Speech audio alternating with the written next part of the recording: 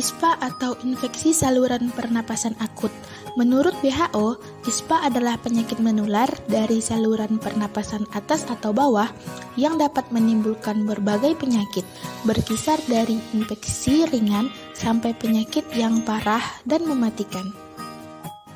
Penyebab ISPA adalah infeksi virus atau bakteri pada saluran pernapasan. Lalu, apa tanda dan gejala ISPA?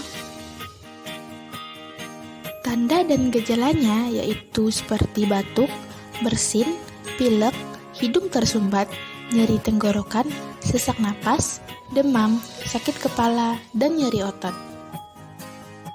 Salah satu faktor dari terjadinya ISPA yaitu kondisi lingkungan seperti asap dari pembakaran sampah, kondisi rumah yang lembab, asap rokok, dan efektivitas pelayanan kesehatan.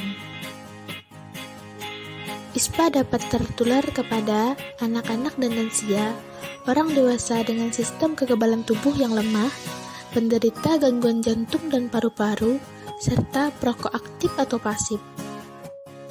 Penyebab ISPA salah satunya yaitu rokok. Asap rokok mengandung sekitar 7.000 bahan kimia berbahaya seperti karbon monoksida, hidrogen sianida, dan benzena.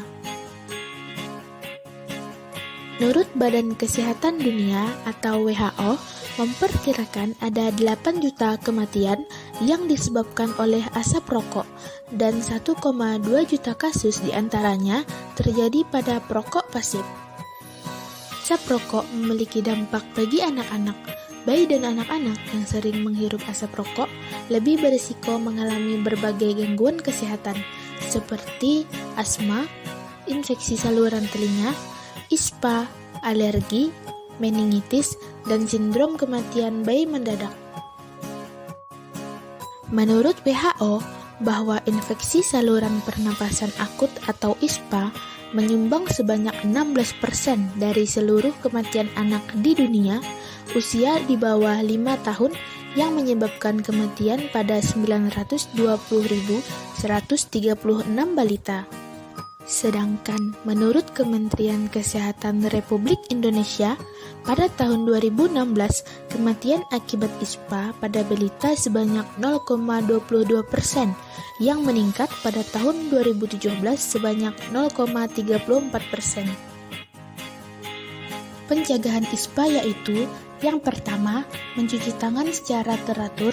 Yang kedua, menghindari menyentuh wajah, terutama di bagian hidung, mulut, dan mata, agar terhindar dari virus atau bakteri. Yang ketiga, menghindari merokok.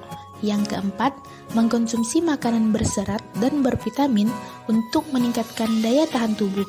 Yang kelima, menutup mulut dan hidung saat bersin atau batuk. Dan yang keenam, berolahraga secara teratur. Agar anak tidak sering terkena ISPA, lakukanlah beberapa langkah pencegahan ISPA atau perlindungan anak dari penyakit. Yang pertama, hindari kontak langsung dengan orang yang sedang sakit. Yang kedua, ingatkan anak untuk mencuci tangan secara rutin, terutama setelah beraktivitas di luar rumah, menyentuh benda kotor, sehabis buang air kecil atau besar, dan sebelum makan.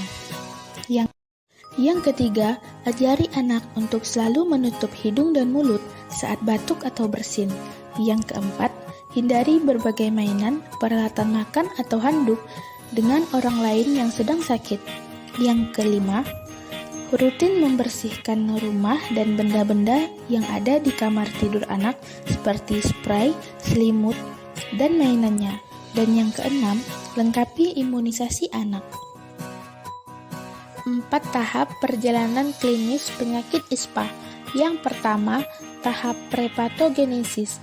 Di tahap ini, penyebab dari penyakit ISPA sudah ada, tetapi penderita belum menunjukkan reaksi. Yang kedua, tahap inkubasi.